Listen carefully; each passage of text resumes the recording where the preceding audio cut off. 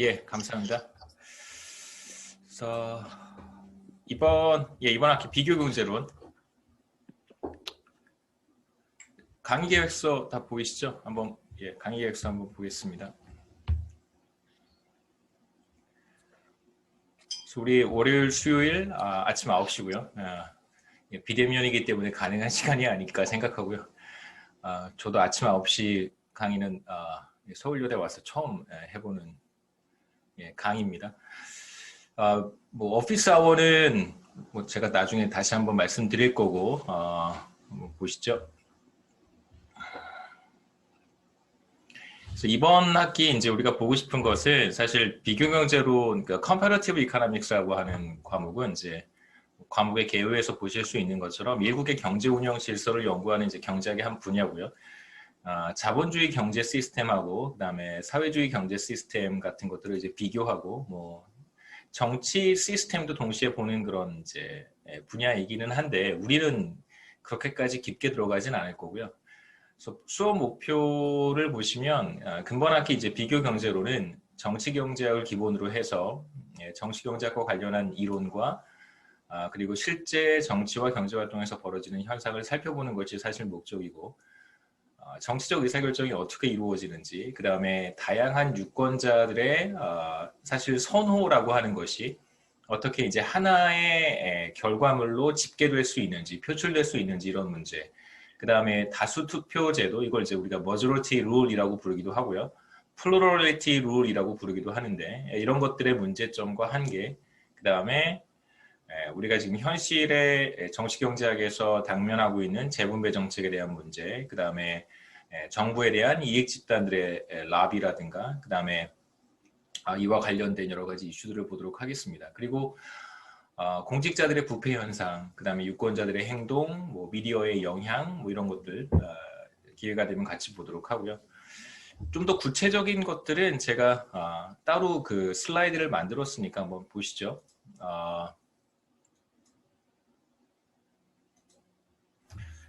제가 이 클래스에 업로드를 했는데 보시면 아마 ch 뭐라고 되어 있죠, 제가 파일 이름이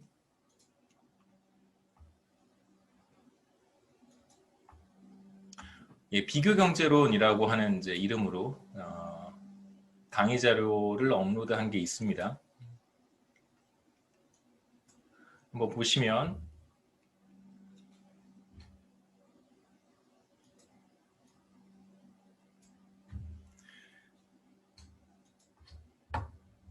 혹시 제가 이야기하는 것과 제가 공유하고 있는 컨텐츠와 좀 다르면 빨리 얘기를 해주시면 도움이 될 것 같아요.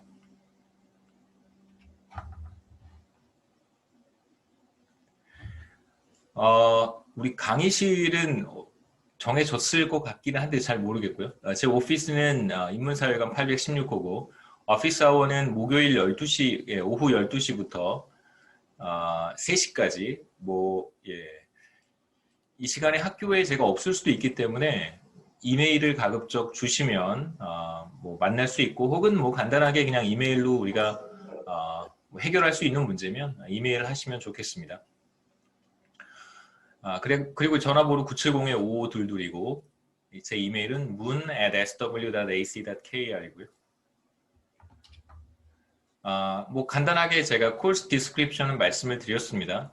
우리가 이제 이번 학기에 어떤 내용을 이제 어떤 방식으로 진행할 것인가를 간단하게 말씀을 드리면 크게 아마 이 코र्스는 3가지 섹션으로 나눠서 볼 수 있을 것 같은데요.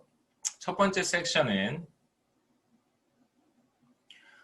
제도에 대한 전반적인 소개, 그 다음에 뭐 제도와 관련된 여러 가지 이슈들을 한번 보도록 하겠습니다. 첫째 주에는 우리가 뭐 개괄적인 이야기들, 제도에 대한 이야기, 그 다음에 특히 이제 식민지 시대의 여러 가지 초기에 설립되었던 제도들이 이제 어떻게 현재의 경제 성과와까지 연결되는가 하는 문제를 우리가 첫째 주 혹은 둘째 주까지 보려고 하고요. 그 다음에 이제 두 번째 이슈는 과거에 형성되었던 어떤 제도가 왜 현재까지 지속이 되는가 그런 여러 가지 이야기들 두 가지 예를 볼 텐데 첫 번째가 바로 라틴 아메리카에서 그 있었던 일종의 이제 강제징용, 강제노동이죠. 강제징용의 형태인 이제 마이닝 미타라고 하는 것이 있습니다. 이제 마이닝 미타라고 하는 것이 이제 굉장히 오랜 시간 동안 지속이 되고 그리고 그것이 과거에 있었던 제도인데 현재의 경제 성과에까지 영향을 미치는 여러 가지 채널들을 우리가 볼 거고요. 두 번째, 과거의 제도가 어떻게 현재까지 영향을 미치는가 아프리카의 노예 무역에 대한 이야기를 좀 보도록 하겠습니다. 첫 번째 주에서 보려고 하는 이제 식민제도죠. 아침이어서 저도 정신이 없습니다. 식민제도 관련해서 우리가 이 비슷한 얘기들이 이제 첫 번째 우리가 오늘 보려고 하는 내용들에 슬레이브 트레이드라든가 이제 마이닝 미타에 대한 이야기들이 이제 조금씩 들어가 있고요. 그 다음에 그 제도 자체에 대한 중요성을 첫째 주, 두 번째 주에 우리가 봤다면, 잠깐만, 대기실에 입장해서 못 들어오는 학생들이 있나요? 아니죠? 다 들어올 수 있죠?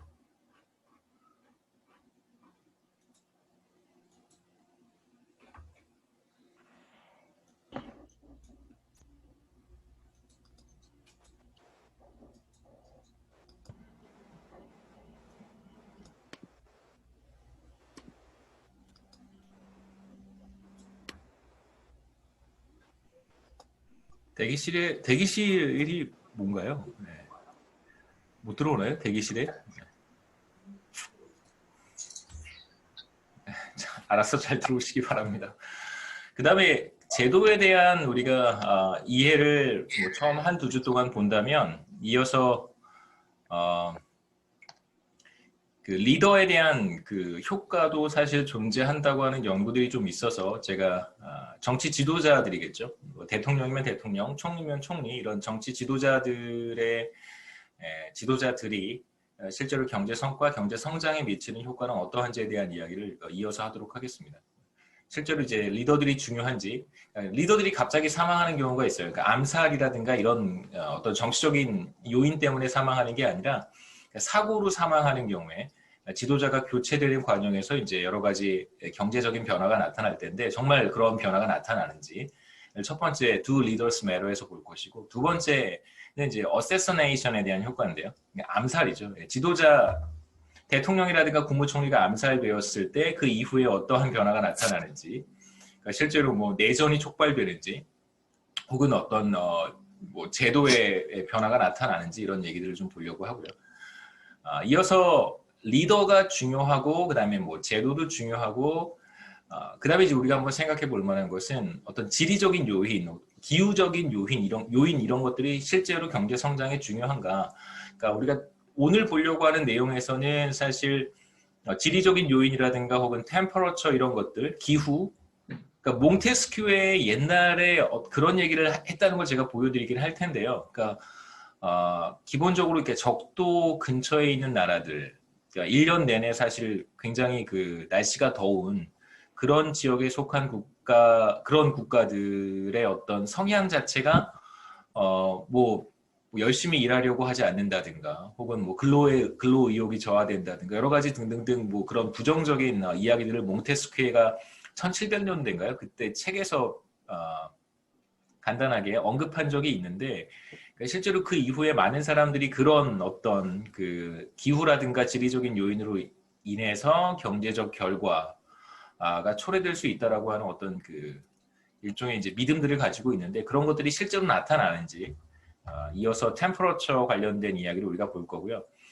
그 다음에 이제 템퍼러처라든가 지리적인 요인들이 실제로 경제의 성과에 이코노믹 퍼포먼스에 그러니까 경제 성장률이죠. 경제 성장률에 영향을 미친다는 걸 우리가 네 번째로 볼 거고 실제로 영향을 미칩니다. 이코노믹 퍼포먼스는 뭐 소득 수준이라고 생각하셔도 괜찮고요. 경제 성장률이라고 생각하셔도 괜찮습니다.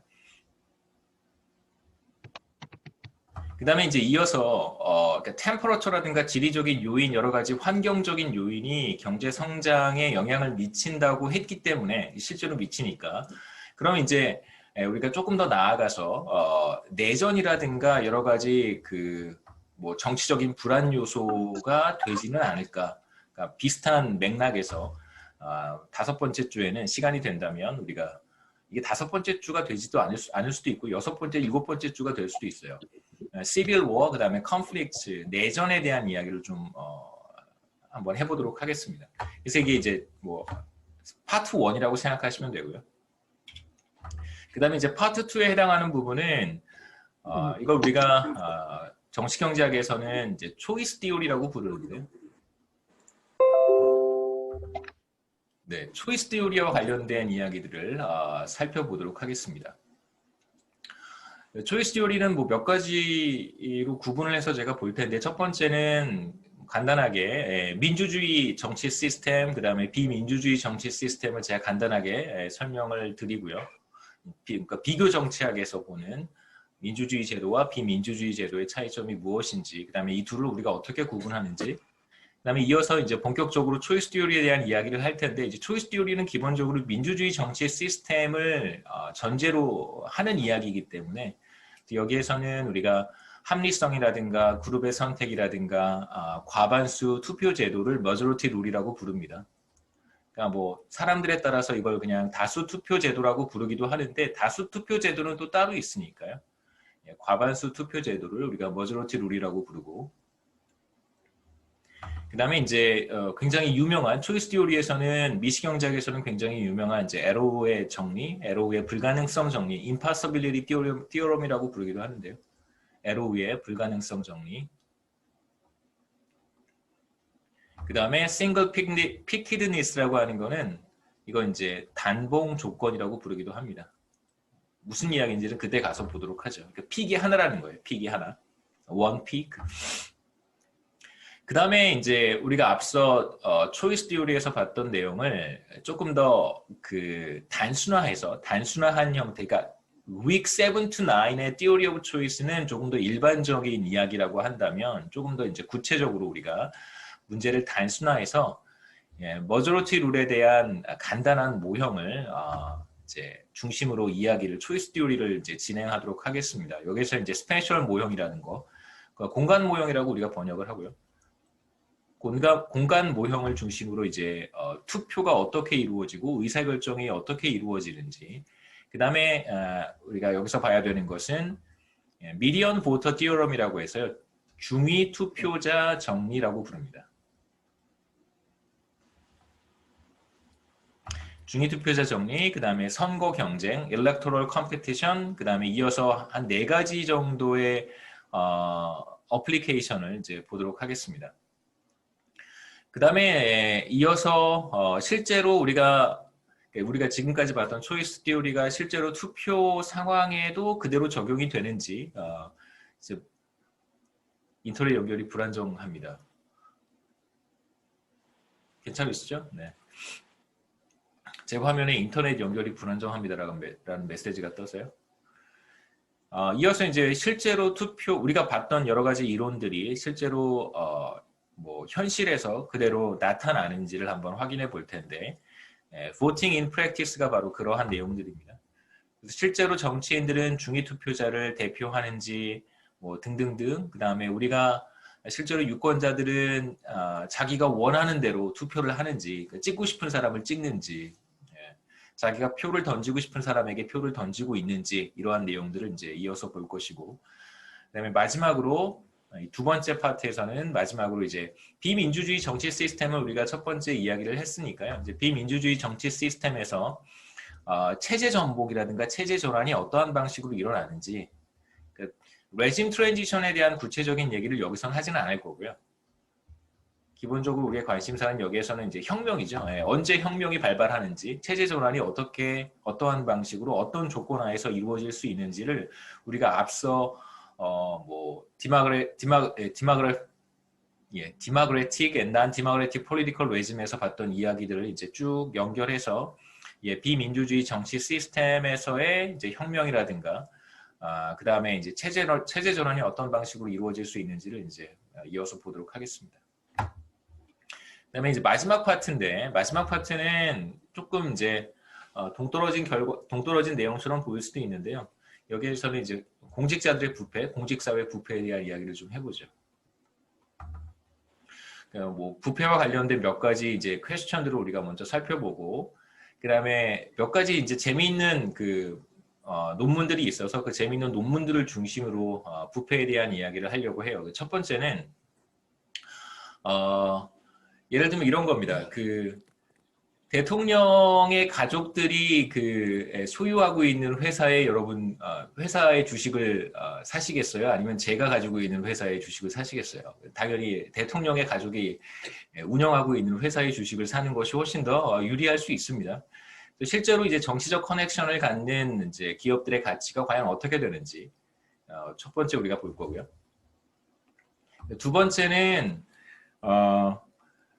대통령의 가족들이 운영하는 회사, 여러분이 만약에 시중은행에 대출 심사를 담당하고 있는 직원이라고 한다면 대통령의 가족, 친인척들이 운영하는 회사에 대출을 해주시겠어요? 아니면 저한테 대출을 해주시겠어요? 당연히 대통령의 친인척들이 운영하는 회사에 대출을 해주시겠죠, 그렇죠?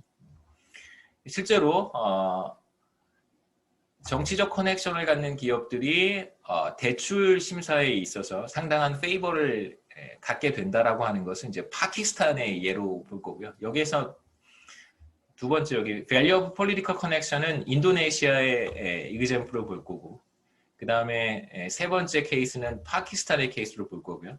그 다음에 이제 세 번째 인도에서 운전면허증을 어떻게 취득할 수 있을까에 대한 이야기, 인도의 사례고, 그 다음에 네 번째도 인도의 사례인데요. 학생을 학교에 보내는 건 이해가 될 텐데 선생님들을 어떻게 학교에 보낼까? 날씨가 좋지 않으면 선생님들이 학교에 잘 가시지 않아서 인도에서는 비가 오거나 이제 땅이 질척질척하면 학교가 좀 원거리에 있을 수 있잖아요. 도시가 아니라 좀 이제 지방에 있는 이제 학교들은 뭐 기후 조건에 따라서 선생님들이 이제 학교에 안 가시는 경우들이 더러 있어서 선생님들을 어떻게 하면 학교에 보낼 수 있을까에 대한 이야기가 마지막 이슈입니다. 커럽션에 대한 이야기는 이렇게 해서 이제 마무리를 하고, 마지막 시간이 여기까지 갈 수 있을지는 잘 모르겠는데 미디어와 이제 보팅에 대한 관계. 그래서 팍스 뉴스 이펙트라고 하는 것이 있습니다. 팍스 뉴스는 여러분 한 번쯤 들어보셨을 텐데 트럼프 대통령 시절에 굉장히 많이 이제 이슈가 됐던 뉴스 미디어이기도 하고요. 원래 그 전부터 사실 있었던 뉴스 미디어인데요.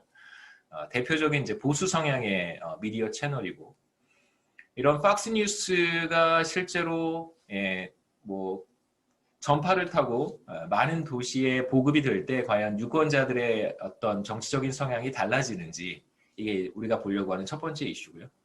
그 다음에 두 번째는 소셜 미디어와 폴러라이제이션인데, 그러니까 페이스북에 관련된 이야기들을 이제 가장 최근에 나온 논문이고요.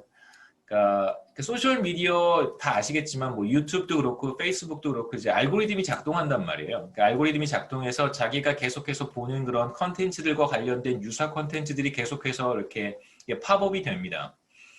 그런데 어떤 문제가 생기냐면, 그러니까 보수적인 성향과 어떤 진보적인 성향의 두 사람이 있는데 자신이 이제 선호하는 어떤 이제 컨텐츠들을 계속해서 반복해서 보다 보면 보수적인 사람들의 컨텐츠는 알고리즘에 의해서 보수적인 성향들의 컨텐츠가 계속해서 올라올 것이고, 진보적인 성향의 사람은 진보적인 컨텐츠를 보다 보면 진보적인 컨텐츠가 계속해서 알고리즘에 의해서 올라올 거예요.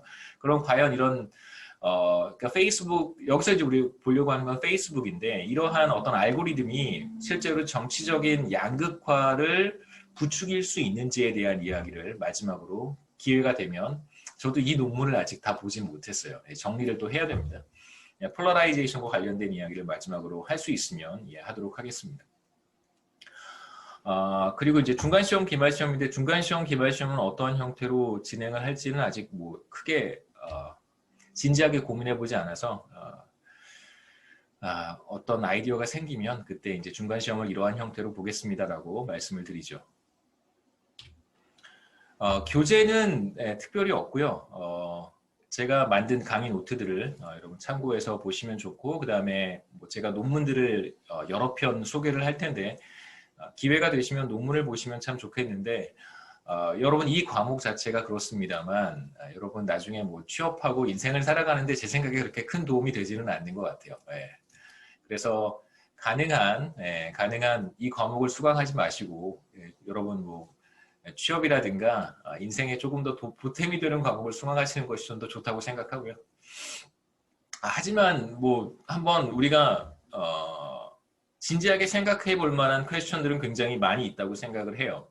그러니까 고민해 볼 만한 문제들, 그 다음에 한번 생각해 볼 만한 문제들은 여기서 굉장히 많이 찾아볼 수는 있겠지만 제 생각에 이게 취업에 도움이 되진 않기 때문에 취업하신 다음에 인간관계를 맺어가는 데는 굉장히 큰 도움이 될 거라고 생각은 합니다. 하지만 그래서 한 번쯤 생각해 보시고 이 과목을 개설한 이유는 뭐몇 가지가 있겠지만 다 말씀드릴 필요는 없을 것 같고, 한 가지는 제가 이번에 보니까 4학년 과목이 2개밖에 개설이 안 돼서 경제학 심화 전공하는 학생들을 위해서 개설을 한 것이고, 조금 뭐 여러분 부담 갖지 마시고 수강을 하셨으면 좋겠습니다. 여러분들한테 추천하는 2개의 책은 OT 들으면서 운동 간다. 네? 질문 있으시면 질문하시고요. 네. 첫 번째 책은 이제 Why Nations Fail이라는 책인데 2012년에 나온 책입니다. 이 책은 제가 알기로는 이제 번역이 된 걸로 알고 있고요. 찾아보시면 이 책은 제가 가장 추천하는 책인데 비교적 두껍습니다. 제가 가지고 있는 원서는 뭐 하나 보여드리죠.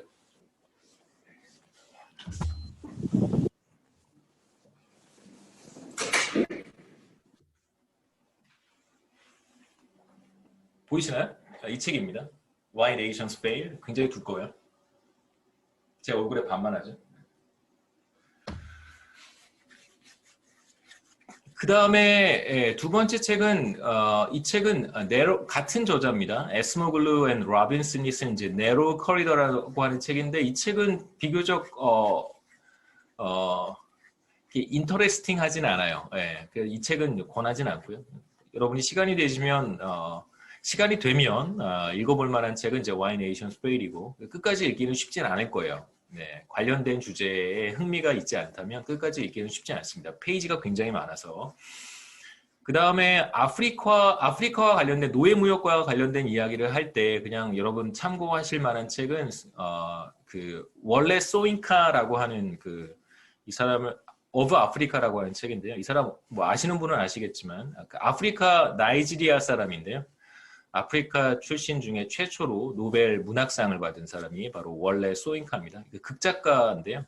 이 책은 별로 재밌진 않고 뭐 항상 그렇지만 노벨 문학상을 받은 분들의 작품이 모든 작품이 다 훌륭한 건 아니잖아요, 그렇죠? 별로 그렇게 좋은 책은 아닙니다. 그래서 전반부의 아프리카와 관련된 이해를 뭐 아무래도 이제 나이지리아 출신이고 노벨 문학상을 받았고 그다음에 뭐 인권 운동을 계속해서 했던 분이시기 때문에 아프리카 문제 아직도 살아 계세요. 뭐 아프리카 문제에 대해서는 뭐 잘 알고 계시겠지만 전반부만 참고할 수 있고 후반부는 뭐 개인적인 견해가 약간 수필 같은 책이어서 개인적인 견해가 너무 많이 들어가 있어서 별로 권하진 않습니다. 그 다음에 이제 이론적인 부분, 우리가 초이스 티오리에 들어가서 이론적인 부분에서 제가 참고한 교재는 이제 쉐플이라고 하는 정치학자가 쓴 Analyzing Politics고요. 이 책을 참고하실 수 있는데 뭐 굳이 여러분 보실 필요는 없습니다.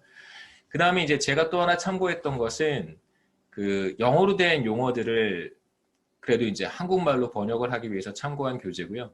김영세 교수, 연세대학교에 있는 김영세 교수의 정치게임과 공공경제인데 이 책도 여러분 뭐 특별히 보실 필요는 없습니다. 별로 도움은 되지 않고요. 한 챕터, 2챕터 정도만 보시면 되는데 뭐 그마저도 별로 그렇게 큰 도움은 되지는 않습니다.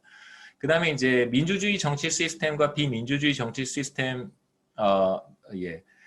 관련해서 이거 이제 비교 정치학과 관련된 문제인데 여러분이 최근에 뭐 제기되고 있는 여러 가지 한국의 뭐 민주주의와 관련해서 관심이 있으시다면 레비츠키와 지블라시 쓴 How Democracies Die라고 하는 책이 있는데 이 책도 번역이 됐습니다. 어떻게 민주주의는 무너지는가 이런 이름으로 번역이 됐고요. 비교 정치학 책이기 때문에 이 책은 어떤 분들에게 추천해드리고 싶냐면 지금 한국 정치에 대해서 굉장히 불만이 많은 학생들이 읽으시면 큰 도움이 될 것 같습니다. 특히 이제 도널드 트럼프와 관련된 이 책은 사실 얼마 전에 1월 6일에 있었던 그 캐피털 라이엇 있었잖아요. 그렇죠? 국회의사당 국회 그 난입 사건, 국회 폭동이죠. 미국에서 있었던 그 사건이 이루어지기 전에 뭐 발생하기 전에 쓴 책인데 이 책을 한번 보시면 마치 꼭 그러한 사건을 예견했던 것 같은 느낌이 들어요. 이 책을 한번 보시면 이런 사건이 정말 일어날 거라고 이 두 저자는 예상을 했었구나 이런 느낌을 받을 수 있습니다. 그 다음에 이제 여러분이 한번 읽어보실 만한 아주 쉽게 편안하게 읽을 수 있는 책은 7번 책인데요. 레이 피스만과 그 에드워드 미겔이 쓴 이코노믹 갱스터라고 하는 책인데 이거는 번역이 된 책입니다. 그래서 이코노믹 갱스터라고 그 검색을 하시면 옛날 책이어서 벌써 10년이 넘은 책이어서 그렇게 이제 뭐 프레시한 느낌을 받을 수는 없겠지만 그래도 여러분들이 가장 편안하게 읽으실 수 있는 책이라고 생각돼요. 아마 이 책을 딱 잡으면 제 생각에 하루 만에 다 읽을 수 있습니다. 가장 편안하게 읽을 수 있는 책이어서 여러분에게 권하고 싶은 것은 그냥 7번 책을 뭐 도서관이라든가 이런 데서 빌리셔서 여러분 책은 사는 게 아니에요. 책은 제 생각에 책은 사는 게 아닙니다. 책은 빌려서 읽으시면 돼요. 책은 도서관이 사는 거고 우리는 도서관을 이용하면 됩니다. 마지막 피스만 골든이 쓴 책은 이제 커럽션과 관련된 책인데 커럽션 부분에서 여러분 뭐 참고하시면 좋을 것 같습니다. 네, 뭐 관련된 책들이 더러 있기는 있는데 뭐 이 정도로 마치고요. 그 다음에 중간 시험 45%, 기말 시험 45%, 그 다음에 며칠 전에 학교에서 공문이 왔는데 출석 점수를 반영하라고 자기네들이 그 학교가 제도를 바꿨대요. 그래서 모든 과목에 출석 점수를 반영하도록 제도를 바꿨다고 그래서 저는 출석 점수 원래 넣지 않는데요. 10%. 뭐 10%다 받는 거죠, 그렇죠? 그 다음에 A는 몇 퍼센트 주고 B는 몇 퍼센트 주고 C는 몇 퍼센트 줄 것인지에 대해서는 그레이드 스케일은 아직 저도 결정을 못해서 중간 시험을 한번 보고 나서 여러분들의 전반적인 그 성적 분포를 확인한 다음에 어떻게 이제 커브를 준다고 얘기를 하거든요. 어떤 식으로 커브를 줄지를 한번 생각해 보겠습니다. 그다음에 마지막 두 페이지는 제가 2017년에 한번 이 과목을 강의를 했고 그 다음에 2015년에 한번 강의를 했는데 제가 이렇게 강의 평가를 쭉 보면서 부정적인 것들만 한번 골라봤어요. 뭐 긍정적인 것은 그냥 제가 보고 저만 만족하면 되니까 여러분들한테 도움이 되는 것들만 한번 추려봤습니다. 첫 번째는 이 과목의 정체성인데 여러분 이 과목을 듣다 보면 제가 처음에도 이 과목을 수강하는 것이 그렇게 여러분들한테 큰 도움이 되지는 않을 것이라고 말씀드렸던 이유 중에 하나는 이게 별로 이렇게 오거나이즈 되어 있는 과목이 아니에요. 그러니까 뭐 우리가 교재 하나를 그렇게 쭉 따라가는 그런 과목도 아니고 여러분들한테 굉장히 많은 주제들과 굉장히 많은 이슈들을 던질 거예요. 제가 관심을 갖고 제가 뭐 제 전공은 매크로랑 네이버를 하지만 뭐 제가 이제 미국에서 공부할 때 제1전공, 제2전공, 그 다음에 이제 제3전공까지 선택을 하는데 제3전공이 바로 폴리티컬 이코노미였었어요. 그래서 계속해서 이제 관심을 갖고 논문을 보고 있는데 그것들을 정리해서 이제 과목으로 만든 거여서 실제로 그렇게 오거나이즈 되어 있는 과목이 아니고 실제로 이 그 폴리티컬 이코노미라고 하는 현재 진행되고 있는 이 다수의 그 연구자들, 연구 성과들도 아직 이렇게 하나의 과목으로 정립이 되어 있지는 않습니다. 그렇기 때문에 이 과목의 정체성은 지금 무엇을 배우고 있는지 혼란스러운 과목이에요. 여러분 참고하시고 저도 이제 최선을 다해서 앞서 이제 이 과목의 오거나이제이션을 구체적으로 설명드렸던 이유는 제도, 리더, 템퍼러처, 그다음에 내전에 대한 이야기, 초이스 띠오리 우리가 보고 커럽션과 미디어의 영향 이렇게 보겠다라고 말씀드렸던 것도 실제로 이게 저도 계속해서 생각해보고 있어요. 어떻게 이제 이 과목을 오거나이즈 하는 것이 학생들한테 도움이 될지. 실제로 이 과목은 매우 혼란스럽습니다. 그 다음에 두 번째, 뭘 배우는 건지 잘 모르겠다. 이런 코멘트도 있고요. 그 다음에 세 번째, 정체성을 찾아가는 시간이었다. 경제인 듯 경제 같은 경제를 배우는 그런 과목입니다. 그 다음에 수업 내용이 굉장히 방대하고요. 1800년대부터 시작해서 2020년까지 이 시간으로 봤을 때는 뭐 제 생각에 한 300년 정도를 커버하고 있고요. 300년 정도를 커버하고 그 다음에 지구를 한 바퀴 우리가 돌 거예요. 라틴 아메리카도 가고 그 다음에 인도도 가고 아프리카도 가고 웬만한 지역은 다 갑니다.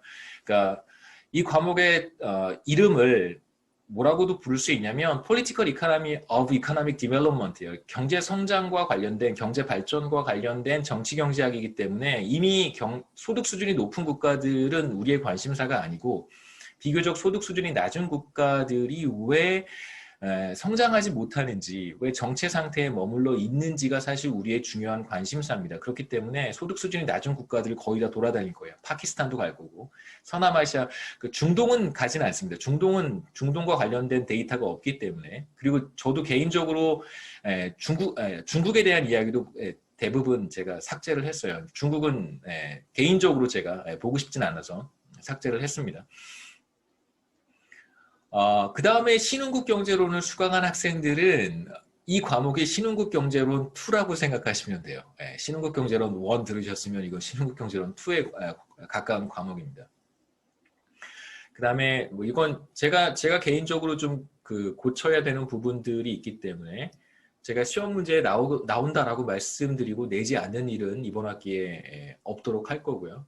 그 다음에 특정 집단, 특정인을 비하하는 발언도 제가 하지는 않겠습니다. 그 다음에 PPT, 오류, 오타 이런 것들을 제가 다시 한번 보고 고쳤는데 혹시 있으면 또 다시 한번 알려주시고요. 어려워서 힘든 수업이라고 코멘트한 학생도 있었고 처음에 말씀드렸듯이 이제 오거나이즈 되어 있지 않은 과목입니다. 그래서 오거나이즈를 하려고 굉장히 많이 이번 학기엔 시도를 했고 교재비 부담을 덜어주려는 의도로 PPT에 굉장히 많은 내용을 담았는데 그러다 보니 딱히 집중이 되지 않는다고 해서 제가 가급적 영어로 된 슬라이드를 사용을 하겠습니다. 우리말로 된 슬라이드들도 중간에 많이 나오는데 가급적 영어로 된 슬라이드를 사용을 하겠습니다. 그 다음에 시험 내용이 어려웠다. 시험 범위는 어쩔 수 없이 많습니다. 이건 많은 내용을 커버하니까 당연히 시험 범위 많아지겠죠. 대략 이런 얘기는 제가 할게요. 이런 부분들은 보지 마. 시험 공부할 때, 시험 준비할 때 이런 부분은 보지 마세요라는 이야기를 제가 하도록 하겠습니다. 그래서 범위를 제가 좀 줄여드리도록 할게요. 사회 현상들을 공식에 적용하는 것이 여전히 까다로운 문제이긴 합니다. 요건 제가 우리가 사회 현상을 공식에 적용을 할 때 어떠한 가정을 우리가 사용하는지 사실 여러분들이 좀 헷갈려하는 부분이 뭔지는 대충 짐작할 수 있을 것 같아요. 그러니까 어떤 가정을 우리가 도입하는지, 그러니까 경제학자들이 어떠한 가정과 어떠한 전제를 하고 접근하는지를 제가 좀 구체적으로 설명을 드리도록 하겠습니다. 그러니까 방법론에 제가 치중해서 설명을 과거에는 많이 했었는데 한번 보도록 하죠. 2015년에는 이 과목이 경제 토픽이라고 하는 이름으로 이제 개설이 됐고 이번 학기가 3번째예요. 진도가 빠르다. 놓치면 힘들었다. 그 다음에 영어식 표현으로 그러니까 번역을 할 때 제가 이제 직역을 한 거라는 뜻인 것 같아요. 그래서 이 부분은 제가 다시 한번 강의 노트를 겨울방학 때 조금 보면서 좀 고치긴 했는데 뭐 저도 한계가 있어서 한번 보도록 하겠습니다. 이게 경제 수업인지 세계문화, 역사, 인류 수업인지 잘 모르겠더라고요. 이런 수업입니다. 그러니까 배경 지식에 대한 설명을 제가 드리기는 하는데 이거는 저도 참 좀 어렵습니다. 그러니까 그런 건 있어요. 그러니까 예를 들면 그런 겁니다. 갑자기 생각나지는 않는데요. 제가 베네수엘라 이야기를 할 거예요. 그러니까 베네수엘라에서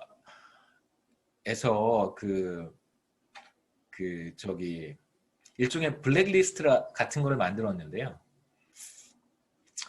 블랙리스트 관련해서 지금 정부도 뭐 비슷한 거 했잖아요. 환경부에서 블랙리스트 같은 거 만들었잖아요. 관련해서 이제 그런 얘기를 할 때 베네수엘라에 대한 백그라운드 얘기를 제가 조금 해요. 그러니까 뭐 예를 들면 브라질 이야기할 때 브라질에 대한 백그라운드 얘기를 안 할 수는 없잖아요. 그 다음에 이제 아프리카의 노예무역에 대한 이야기를 해야 되는데 노예무역이 이렇다라고 얘기하는 것보다는 이제 과거에 어떤 백그라운드가 있었고 뭐 등등등 예를 들면 이런 이제 백그라운드에 대한 설명을 하지는 않을 수는 없습니다. 그래서 세계문화 역사 수업인지 잘 모르겠다라고 하는 것에 대해서는 좀 감안하고 여러분 보셨으면 좋겠고요. 그 다음에 이제 한 가지 제가 여러분들께 양해를 구하고 싶은 것은 얼마 전에 그 TV조선인가요? 거기서 설민석 선생님, 설민석 선생님이 이제 그 진행을 하시다가 뭐 잘못된 정보를 전달했다는 이유로 이렇게 방송에서 하차한 적이 있습니다. 근데 저는 그거 보면서 되게 좀 가슴이 아팠어요. 이게 뭐 제가 설민석을 좋아하고 싫어하고의 문제가 아니라, 그러니까 저분이 전문가로서 나온 것인지 아니면 엔터테이너의 역할로 나온 것인지는 저도 잘 모르겠더라고요. 그러니까 방송국의 PD라든가 뭐 제작자들은 전문가가 필요했을 수도 있고 아니면 뭐 정말 예능을 접목시킨 그런 역사를 어느 정도 아는 사람을 원했을 수도 있잖아요. 근데 그걸 보면서 과연 대한민국의 기상캐스터는 기상학을 전공해서 기상캐스터를 하는가? 그 다음에 우리나라의 여러 가지 정치 토론을 진행하는 앵커들은 정치학자여서 정치 토론을 진행하는가? 이런 근본적인 한번 질문을 스스로 던져본 적이 있어요. 왜 제가 이런 말씀을 드리냐면 저는 경제학자고 제 전공은 매크로 레이버고 그 다음에 관심이 있어서 제도와 정치 경제학을 같이 합니다. 저도 이 분야의 논문을 많이 쓰진 않았어요. 한 2편, 3편 정도밖에 논문을 쓰진 못했는데 어떻게 보면 제가 이 분야의 설민석일 수도 있습니다. 그래서 정확하지 않은 정보를 전달할 수도 있는데 과연 그렇다 그래서 그렇게 사람을 퍼니시할 수 있는가? 물론 이제 그분이 뭐 과거에 다른 뭐 여러 가지 잘못들도 많이 했다라고 하는 거 확인을 했는데 그렇다고 하더라도 그건 뭐 그 사람이 과거에 잘못한 거고 방송에서 결격 사유가 있었는가 생각해 보면 저도 잘 모르겠습니다. 그러니까 여러분 이해해 주시고요. 제가 무슨 세계 문화, 역사 이런 걸 다 알아서 말씀드리는 것이 아니라 우리가 보고 싶은 주제에 대해서 제가 아는 한 제가 찾아서 정리한 그런 정보들이 틀릴 수도 있어요. 그래서 제가 뭐 더블 체크도 하고 그냥 막 이렇게 누구나 찾을 수 있는 정보를 긁어 모아서 정리한 것은 아니고요. 저도 이제 다른 논문들도 많이 보고 관련된 책들도 보고 찾으면서 그냥 기본적으로 정리를 한 내용들이기 때문에 오류가 있으면 여러분 보시고 오류가 있으면 저한테 알려주시면 다음 학기에 뭐 내년이나 내후년에 이 과목을 다시 강의를 할 때 도움이 될 것 같습니다. 여기까지가 간단한 소개고요. 1장 내용 보도록 하겠습니다. 질문 있어요? 우리 오늘 많이는 하지 않을 거고요. 한 1시간만 하죠. 한 20분만 더 하죠.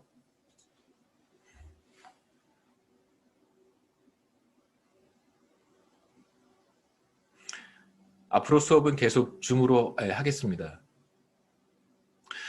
네, 되게 힘들어요. 제가 어제 한번 해봤는데 그 경제학 원론 뭐 질문 있으시면 그냥 마이크 켜고 질문하셔도 괜찮습니다. 우리 뭐 4학년 수업인데 어제 경제학 원론 강의를 한 다음에 녹화된 동영상을 업로드를 했는데요.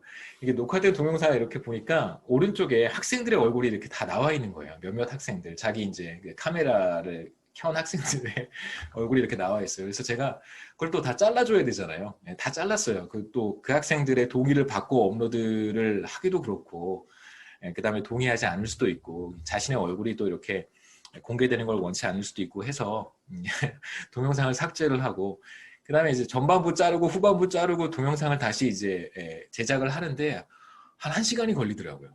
동영상을 이제 가공하는데 1시간이 걸렸어요. 그래서 이걸 내가 해야 되나 이런 생각이 들었는데 해야죠. 제가 강의 끝나고 시간이 좀 걸려요. 그 다음에 제가 이번 학기에 한 몇 과목을 또 강의를 하고 있어서 시간은 많이 걸릴 거예요. 그래서 오늘 강의가 끝나고 이 영상을 그대로 조금 편집을 하겠죠. 옆에 이제 학생들 얼굴이 나온 걸 제가 다 자르고 그래서 그러면 뭐 한 저녁쯤 업로드가 되겠죠. 그날 저녁에. 그래서 아침에 일어나지 못하는 학생들이 지금은 막 90명 이상 이 강의를 듣겠지만 아마 2주, 3주 지나면 10명밖에 남지 않을 거라고 생각합니다. 그래서 뭐 제 시간에 못 들어오면 나중에 녹화된 영상이라도 보셔야죠. 그렇죠? 네. 또 질문 있어요?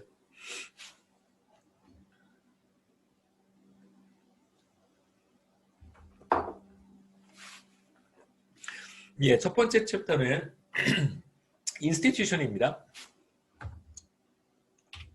우리가 여기서 보려고 하는 것은 제도가 경제 성장에 굉장히 중요한 역할을 할 수 있다라고 하는 것이고요.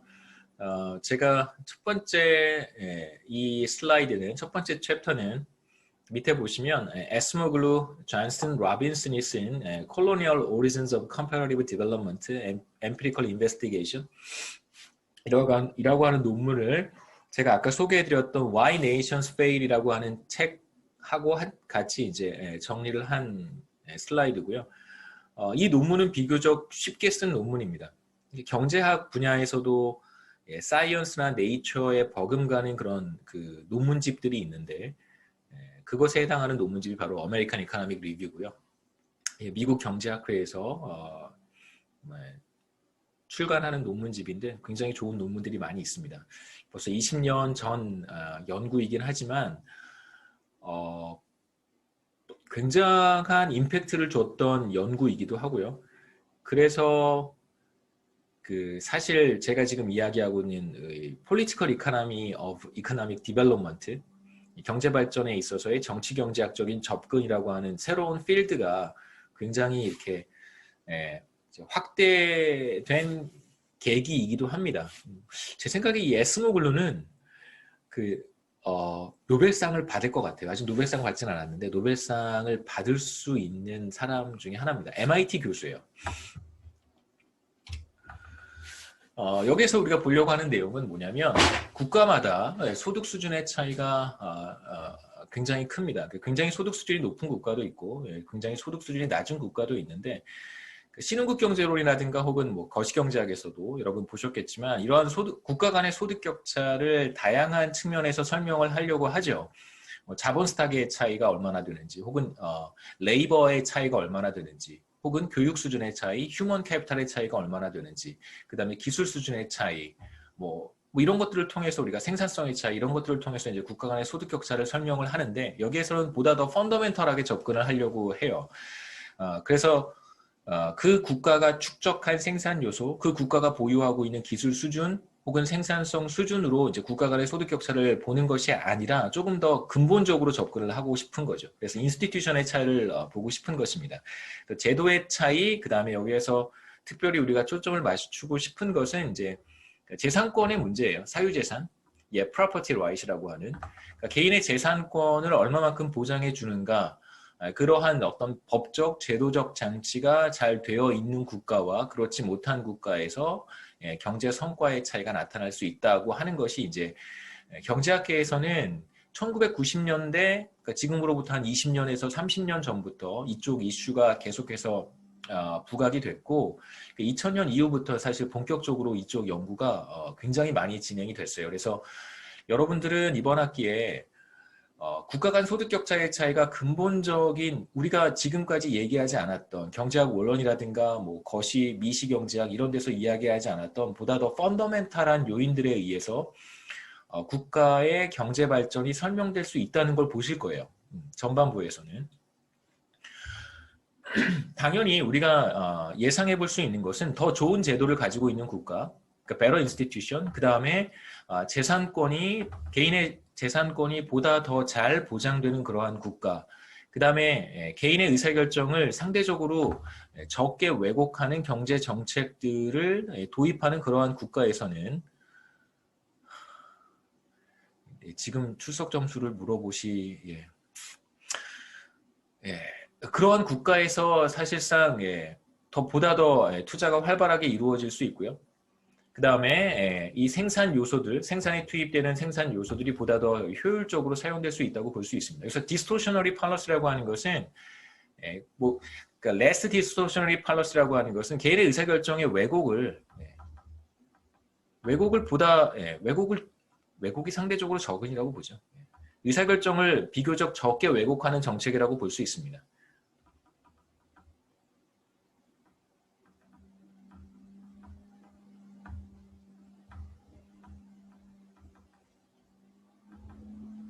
그러니까 예를 들면 이런 거예요. 그러니까 조세제도 같은 것들이 굉장히 복잡하다면 그건 굉장히 왜곡이 심하다고 우리가 평가합니다. 경제학자들 입장에서는 다양한 분야에 굉장히 많은 종류의 세금들이 있어요.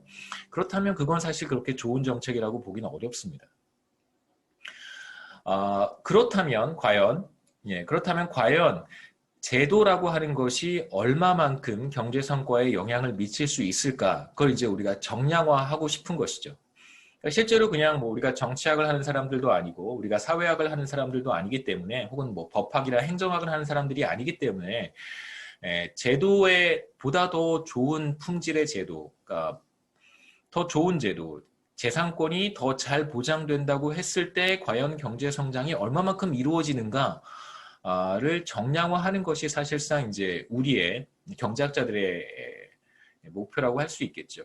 그러니까 대체적으로 그 2000년 전까지는 그러니까 이전까지는 지금 이 논문이 발표되기 전까지는 대체적으로 이러한 수치가 정량적으로 보다 구체적인 수치를 제공한 연구들이 별로 없었어요. 그래서 2000년 들어서서 발표된 사실 이 논문들은 그런 측면에서는 굉장히 의미가 있습니다. 출석 점수 물어보셔서 출석 점수요? 네, 뭐 출석 점수는 모르겠는데요. 뭐 줌으로 하는 거니까 줌으로 들으면 되죠. 뭐 네, 네, 네. 그래서 뭐 줌 실시간 수업에 못 들어올 학생들은 나중에 이렇게 그 제가 업로드한 녹화된 동영상 보시면 되고요. 출석은 그 이걸로 해야겠죠, 그렇죠? 네, 이걸로. 뭐 중요한가요, 출석이? 네. 예, 여기서 이제 우리가 보고 싶은 것은 뭐냐면 국가 간 제도의 차이가 사실 굉장히 커요. 그러니까 한국과 뭐 주변 국가를 생각해도 제도의 차이가 상당히 큽니다. 그러니까 정치 시스템의 차이, 그 다음에 여러 가지 경제와 관련된 법, 제도의 차이 이런 것들이 사실 어마어마한데요. 여기서 우리가 보고 싶은 것은 간단합니다. 이제 과거에 유럽 열강의 식민 지배를 받았던 국가들만 보고 싶은 거예요.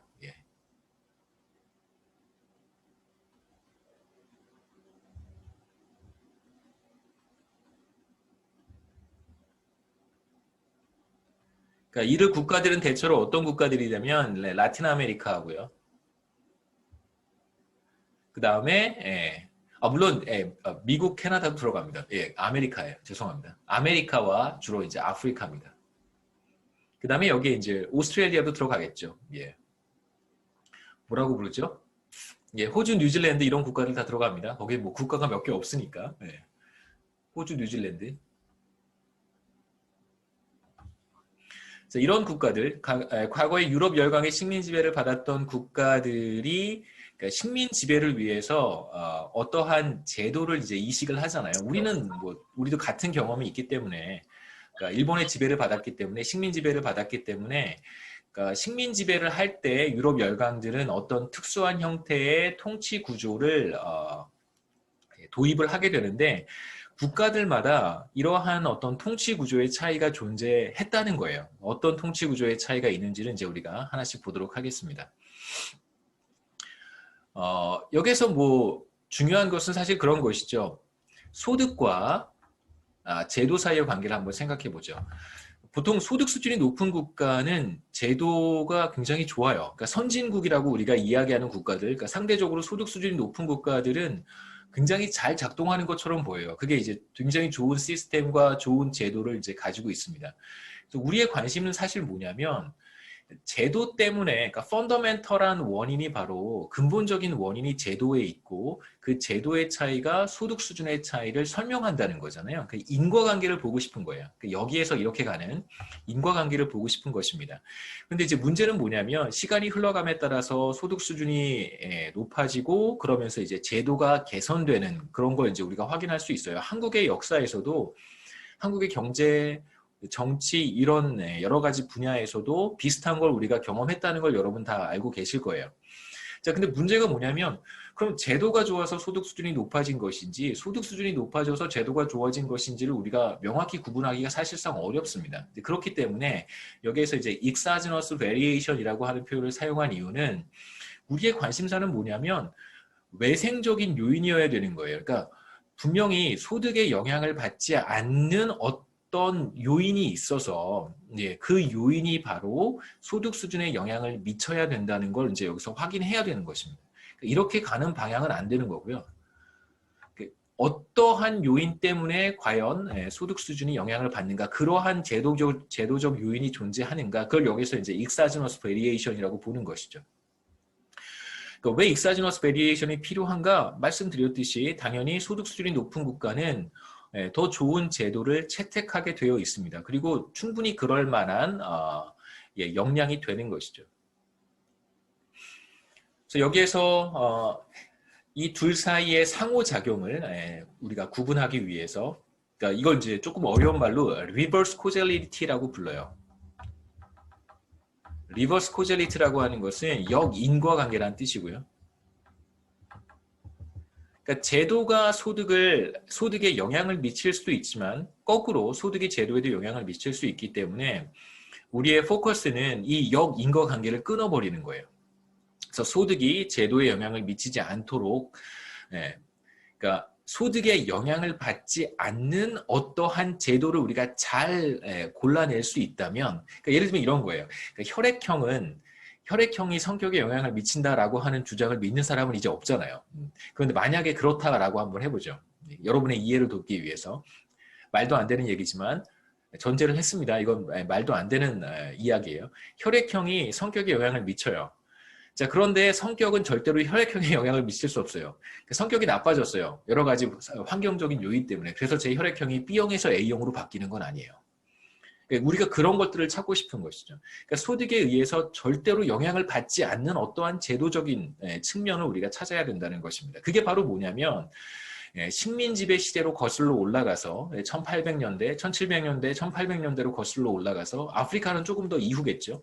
올라가서 그때 유럽 열강들이 뭐 영국, 프랑스, 스페인, 포르투갈 이런 국가들이 식민지에다가 이식한 어떤 제도의 차이는 이후의 소득 수준에 영향을 미치겠지만 지금 소득 수준이 다시 과거로 거슬러 올라가서 유럽 열강이 이식했던 식민 제도에 영향을 미친다? 절대 우리는 그렇게 생각하지는 않겠죠. 그래서 리버스 코젤리티를 여기에서 우리가 끊어낼 수 있는 거예요. 이제 세 가지 우리가 여기서 보려고 하는 거 간단하게 말씀을 드리면 다음 페이지 한번 보시죠. 밑에 이제 그림이 있는데 자, 이 그림에서 우리가 보고 싶은 건 뭐냐면 두 가지 서로 다른 형태의 식민지가 있어요. 하나의 식민지는 뭐냐면 여러분이 생각해 볼 만한 가장 좋은 이제 미국, 캐나다 혹은 호주, 미국만 생각해 보시죠. 미국과 같은 식민지가 있고 또 다른 식민지는 어떤 식민지냐면 아르헨티나 같은 식민지예요. 우리가 페루를 볼 테니까 페루 같은 식민지예요. 그러니까 미국과 페루 혹은 콜롬비아, 페루와 콜롬비아 붙어 있으니까 미국과 페루의 차이가 뭔지 여러분 아시죠? 미국은 엄청나게 많은 유럽인들이 건너갔던 그런 식민지고요. 유럽인들이 건너가서 정착한 식민지고 페루는 뭐냐면 여기에는 애초에 그 원주민들이 살고 있었어요. 페루 사람들이 살고 있었던 곳이고 이곳에 스페인이 들어가서 그냥 순전히 그 착취를 위한 금, 은, 여러 가지 원자재 이런 것들을 착취하기 위해서 들어갔던 그런 식민지입니다. 여기는 정착하지 않은 곳이에요.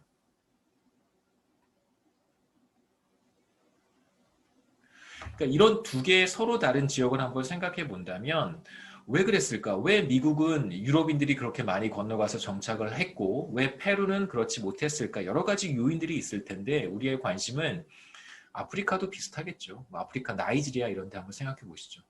나이지리아는 이곳은 이제 영국의 식민지였었습니다. 마찬가지로 미국도 영국의 식민지니까요.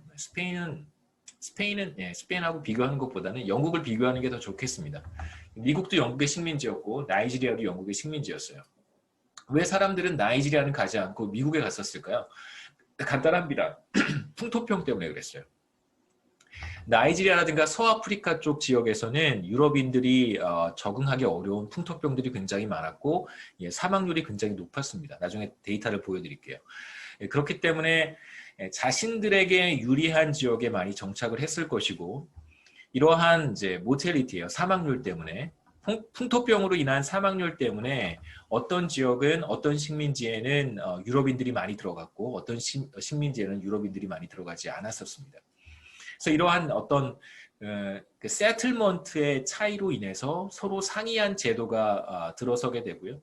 그래서 미국에 생긴 제도와 나이지리아에 생긴 제도는 근본적으로 다를 거예요. 다수의 유럽인들이 들어가서 사는 곳에서의 도입된 제도와 나이지리아 같은 곳에 도입된 제도는 기본적으로 다르겠죠. 그러니까 생각해 보시면 그냥 뭐 일본 내에 만들어진 제도와 일본이 한국을 침략한 이후에 한국에 만든 제도가 같지는 않겠죠. 그러니까 뭐 여러 가지 뭐 이렇게 어떤 비교적 겉으로 봤을 때 껍데기는 비슷할지 모르겠지만 실제로 그 내부에서 행해지는 여러 가지 분명히 다르겠죠. 그래서 초기에 형성된 제도가 굉장히 오랜 시간 동안 유지가 돼서 현재의 제도에까지 영향을 미치게 되고 현재의 제도가 바로 현재의 경제 성과, 소득 수준과 경제 성장에 영향을 미친다라고 하는 것이 이제 가장 중요한 하나의 띠오리라고 할 수 있습니다. 우리가 이제 여기서 보려고 하는 프레임워크 띠오리는 바로 세틀러 모텔리티가 사망률이 유럽인들이 얼마나 이주할지를 결정을 하게 되고 그러니까 세틀러 컬러니와 non 세틀러 컬러니로 구분이 되는 것이죠. 유럽인들이 정착한 그러한 식민지와 정착하지 않은 식민지로 구분이 될 것이고 그렇게 구분이 되면 초기에 상이한 제도가 도입이 될 것이고 상이한 제도가 100년, 200년을 거슬러 시간이 흘러가면서 그 제도가 크게 변하지 않는 모습을 보여요. 그러한 실제로 왜 그렇게 제도가 변하지 않았는지는 우리가 이어서 살펴보도록 하겠습니다. 다음 챕터에서. 그 다음에 이제 현재의 제도가 현재의 경제 성과로 연결이 되는 걸 확인할 수 있습니다. 이게 이제 우리가 보려고 하는 건데 다시 돌아가서요. 그 유럽 열강들이 식민지를 정복을 하고 여러분 제가 말씀드리는 여러 가지 내용들은 조금 다른 이렇게 좀 생각해 주셨으면 좋겠어요. 그러니까 마치 여러분이 라틴 아메리칸이라고 생각하고 생각해 보셨으면 좋겠고 그 다음에 이제 만약에 여러분이 아프리카 사람이라면 또 어떨까 이런 측면에서 저도 실제로 이 내용들을 이렇게 보면서 여러 가지 입장에서 생각을 하고 여러 가지 입장에서 표현을 하려고 생각을 합니다. 그러니까 혹시라도 아프리카 사람이 들었을 때 제 말이 거부감이 들면 안 되잖아요. 마찬가지로 이제 남미 사람들이 제 이야기를 들었을 때 거부감이 들면 안 되는 것처럼 그러니까 실제로 이 논문도 굉장히 중립적인 언어로 표현을 해요. 왜냐하면 굉장히 뭐랄까요? 예민한 이슈일 수 있기 때문에 그렇습니다. 그래서 여러분도 생각을 하실 때 혹시 제 말이 아프리카 사람이 들었을 때 거부감이 들지 않아야 되고 마찬가지로 라틴 아메리칸이 들었을 때 거부감이 있어서는 안 되겠죠. 그러니까 유럽 열강들이 처음에 식민지를 통치할 때 굉장히 다른 통치 제도를 이식을 하게 됩니다. 통치 정책, 통치 제도에 상이성이 나타나요.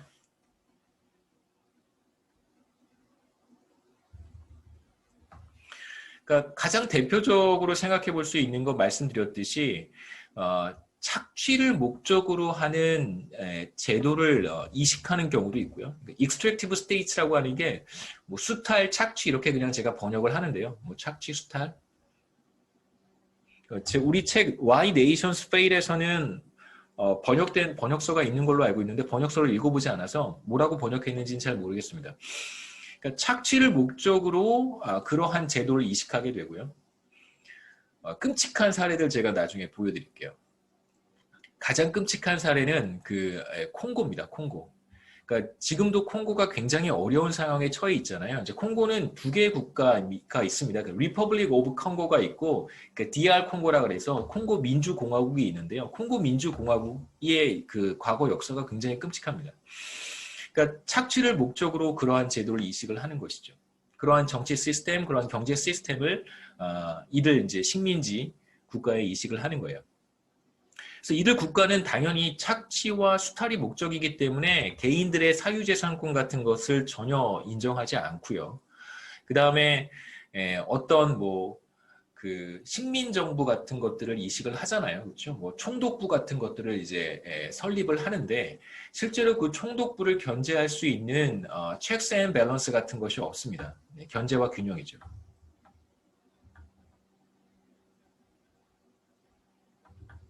여러분 민주주의는 저는 개인적으로 민주주의의 요체는 checks and balance예요.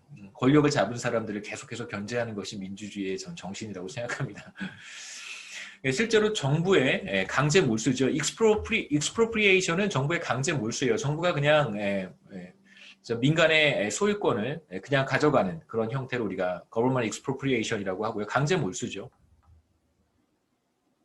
그러니까 정부의 강제 몰수 이런 것들, 그러니까 정부의 영향력이 확대되는 것을 견제하거나 이걸 통제할 수 있는 제도적 장치를 식민지에는 만들지 않았어요. 당연히 그렇겠죠. 왜 만들겠어요, 이런 것을. 애초에 남미 국가들이라든가 아프리카 국가에 들어갔을 때 이들의 목적은 스페인이나 포르투갈, 영국, 프랑스, 벨기에, 독일까지도 이런 국가들의 목적은 실제로 가능한 많은 것들을 약탈해가는 것이잖아요. 약탈적인 그런 제도를 이식을 하게 됩니다.